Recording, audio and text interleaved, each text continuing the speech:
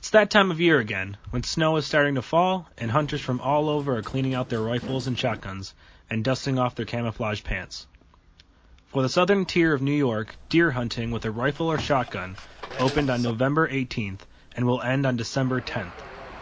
At Rushford Lake in Allegheny County, New York, hunters gathered at the firing range to sight in their scopes and prepare for the next morning. New York resident Dave Branecka spoke about why he hunts and why safety is a priority. Safety's on. Well, for me, it's always been the meat. I just like to eat deer meat and always hunt it. Rule number one is always make sure what you're shooting at.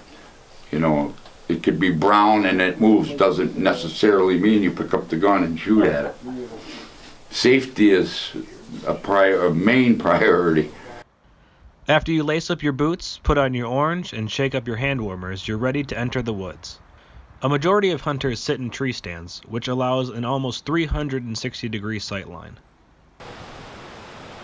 Tonawanda native Scott Boyven spoke about how he was successful on opening day. It was opening day.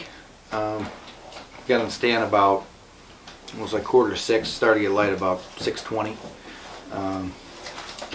Next thing I knew, I looked to my right about a half hour later and a little fork horn came out of the woods, and I waited because I wasn't sure if it was big enough, and it turned to me and had nice brow tines on it, so I figured it was probably a three-year-old deer, maybe 3.5, and it was like a 30-yard shot, and he ran like 10 yards and dropped. So every successful hunter hopes to bag a mount-worthy buck, but also works to keep the rising deer population at bay.